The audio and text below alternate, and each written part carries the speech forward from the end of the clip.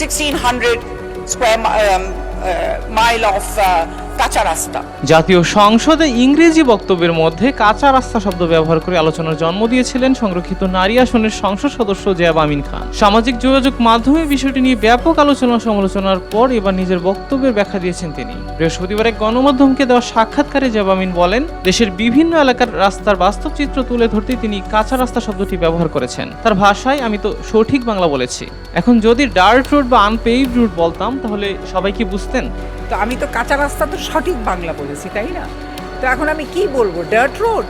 তিনি জানান, রংপুর 6 আসনের এক সংসদ সদস্য আগে একই প্রসঙ্গে কাঁচা রাস্তা শব্দ ব্যবহার করেছিলেন। সেই বক্তব্যের সূত্র ধরে তিনি সংসদে বিষয়টি উল্লেখ করেন। এর আগে বাজেট অধিবেশনে দেওয়া এক বক্তব্যে জেবা আমিন দাবি করেন, দেশের অনেক সড়কের বেহাল অবস্থার জন্য আগের সরকারের দুর্নীতি দায়ী। তিনি বলেন, বড় বড় উন্নয়ন প্রকল্পের কথা বলা হলেও সাধারণ মানুষের প্রয়োজনীয় অবকাঠামো উন্নয়নে যথেষ্ট কাজ হয়নি। এদিকে তার বক্তব্যের ভিডিও ছড়িয়ে পড়ার পর সামাজিক যোগাযোগ মাধ্যমে চলছে নানা ধরনের প্রতিক্রিয়া। কেউ এটিকে ব্যতিক্রমী উপস্থাপন বলছেন, আবার কেউ কেউ সমালোচনা করছেন ভাষা ব্যবহারের ধরন নিয়ে।